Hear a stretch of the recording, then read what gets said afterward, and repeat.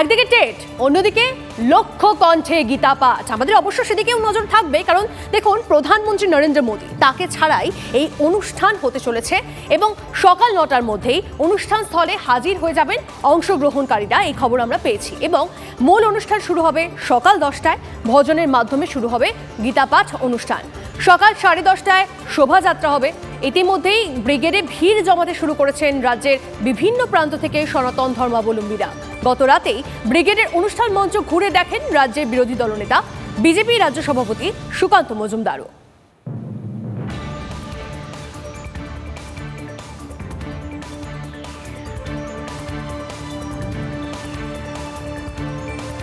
এদিকে নিজে আসতে না পারলেও লক্ষ্যকণ্ঠে গীতা পাঠ কর্মসূচির আয়োজকদের শুভেচ্ছা বার্তা পাঠালেন প্রধানমন্ত্রী নরেন্দ্র মোদী। নিজের এক্স হ্যান্ডেলে আয়োজকদের সাফল্য কামনা করে পোস্ট করেছেন প্রধানমন্ত্রী। আয়োজকদের চিঠি পাঠালেন প্রধানমন্ত্রী।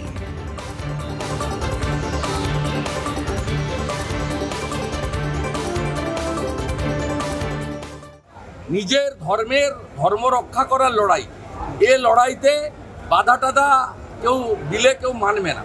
ওই বালির বাঁধ দিয়ে সনাতনীদের ঢেউকে রোখা যাবে না। এখানে 1 লক্ষ গীতা ছাপা হয়েছে।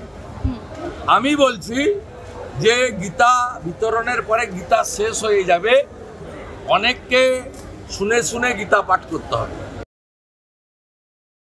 জোরদার প্রস্তুতি চলছে, আর আসবেন হাজার হাজার লোক, লক্ষাধিক লোকের ভিড় হবে, আর নিঃসন্দেহে এটা একটা ঐতিহাসিক ব্যাপার হবে। আমি ব্যক্তিগতভাবে মনে করি যে আমি ঈশ্বর বিশ্বাসী মানুষ, কিন্তু ধর্মাচরণ ব্যাপারটা আমার ব্যক্তিগত ব্যাপার।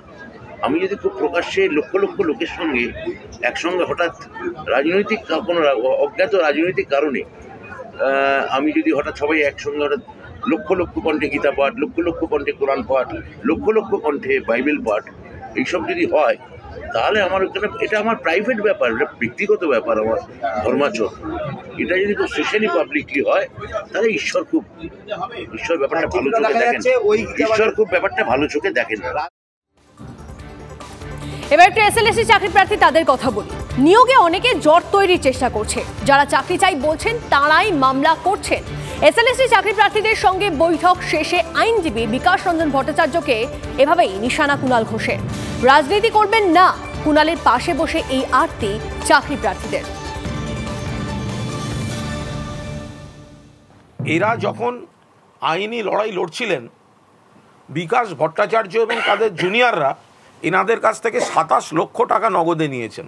মামলাটা এদের চাকরি আটকানোর মামলাও ওই একই গ্রুপ করছে। এবার তাদের কাছ থেকে একই রকমভাবে মামলার ফি নেওয়া হচ্ছে কিনা তাদের খতিয়ে দেখতে হবে। যারা গরিব ছাত্রছাত্রীদের জন্য দরদে নাকি মামলা করছেন, শারীরিক শিক্ষার জন্য 1,10,000 আর কর্মশিক্ষার জন্য 70,000, এই টাকাগুলো নিলেন কি করে? চাকরির জট যেসব ভুলে কিছু তৈরি হয়েছিল, জটটা খোলার চেষ্টা হচ্ছে। তখন এদেরকে টাকা রোজগার আর সস্তা রাজনীতির যন্ত্র হিসেবে বিকাশবাবু ব্যবহার করবেন না। কিছু আইনজীবী আছে সেগুলোকে নিয়ে রাজনীতি করছে, তা তিনাদের উদ্দেশ্যে বলবো আপনারা আমাদেরকে বাড়ির মেয়ের মতো মনে করুন।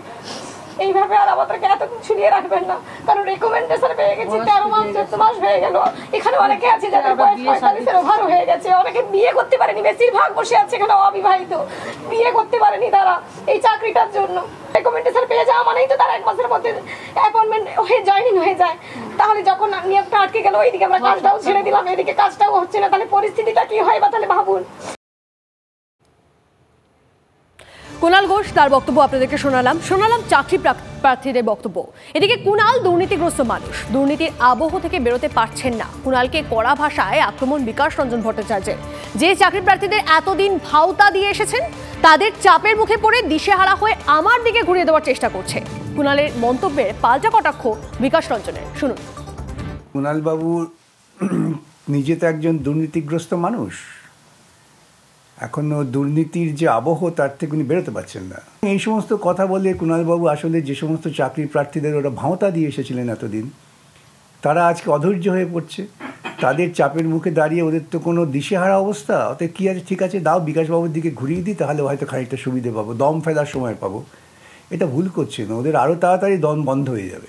1 ঘন্টা লাগে একটা নোটিফিকেশন জারি করে সমস্ত দুর্নীতিমূলক নিয়োগকে আমরা বাতিল করে দিলাম, আমরা স্বচ্ছভাবে মেধাভিত্তিক নিয়োগ করব। এটা করতে ওদের সাহস হচ্ছে না কেন? এবং এই কথাগুলো আমি ধরিয়ে দিচ্ছি বলে ওদের সমস্ত আক্রমণ আমার বিরুদ্ধে, আর তা থেকে যায় আসে না।